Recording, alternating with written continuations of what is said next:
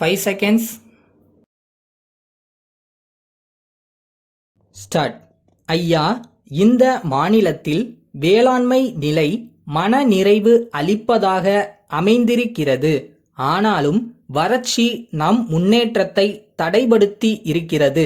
நம்முடைய தேவை போக உபரியாக உள்ள தானியத்தை கவனத்துடன் கணக்கிட்டு விற்பனைக்கு என்று உபரி தானியம் பெருமளவில் அரசாங்க கட்டுப்பாட்டில் இருந்தாக வேண்டும்.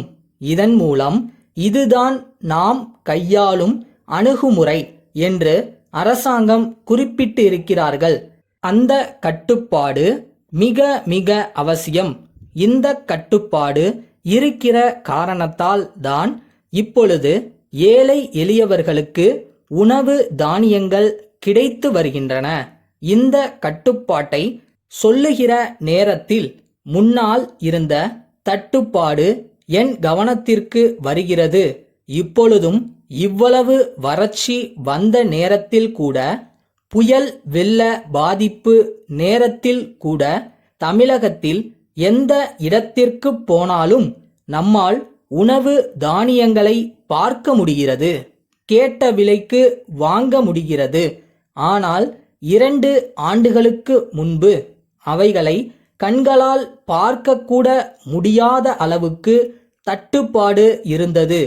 எனவே இந்த உணவு தானியங்கள், உபரி தானியங்கள் பெருமளவில் அரசாங்கத்தின் கையிருப்பில் இருக்க வேண்டியது மிக அவசியமானதாகும். அதற்கான வகையில் அரசாங்கத்தினர் உற்பத்தி, கொள்முதல், விநியோகம் இந்த 3 துறைகளிலும் தற்போது மேற்கொண்ட நடவடிக்கைகள் பாராட்டத்தக்கவை, வரவேற்கத்தக்கவையாகும்.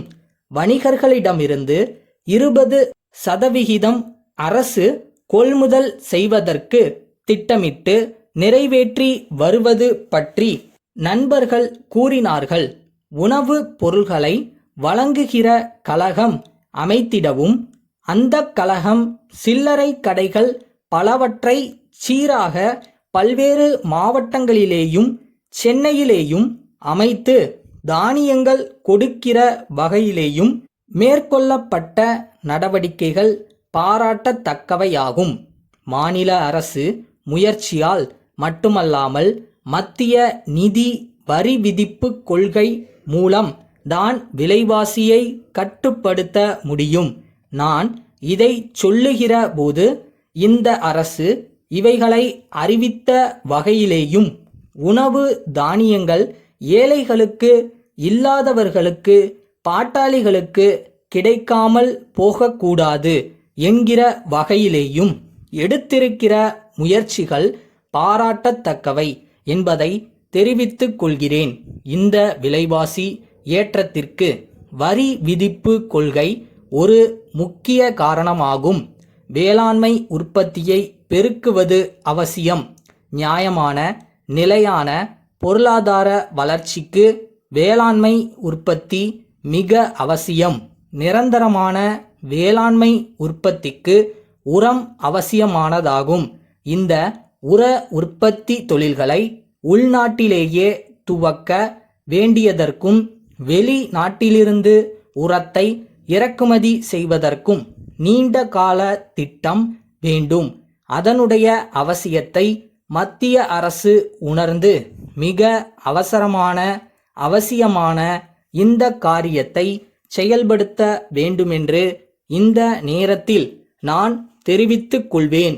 அடுத்து காலத்திற்கு ஏற்றவாறு நம்முடைய பாசன வசதிகளை சீராக்கிட வேண்டும். எனவே காவிரி பாசன ஏற்பாட்டை காலத்திற்கேற்றவாறு மாற்றியமைக்க வேண்டுகிறேன். காஞ்சிபுரம் பட்டுச் சேலை தயாரிப்பாளர்கள் சங்கம் பம்பாயிலுள்ள இந்திய பட்டு வாரியத்திற்கு அனுப்பிய கடிதம்.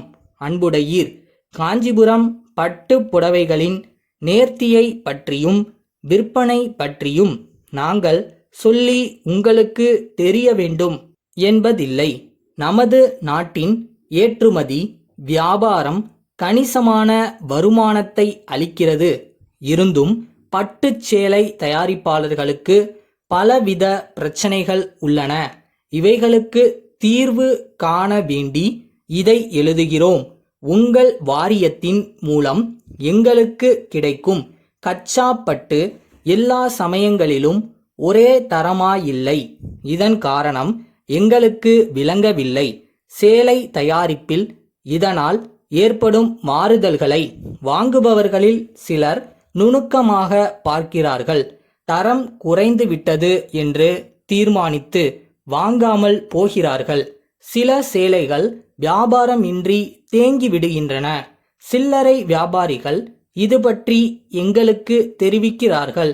ஆகவே எங்களுக்கு ஒரே இடத்தில் திரட்டப்பட்ட கச்சா பட்டை குறிப்பாக மைசூரிலிருந்து சப்ளை செய்யுமாறு கேட்டுக்கொள்கிறோம்.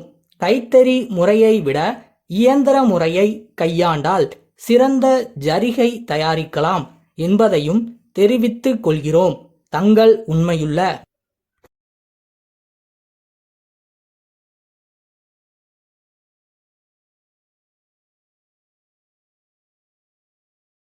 நம்மளை துரத்துற பயம் 99% கூட இருக்கட்டும், ஆனா நம்ம ஜெயிக்க மிச்சம் இருக்கிற அந்த 1% போக்கு இருந்தா போதும், கண்டிப்பா ஜெயிக்கலாம்.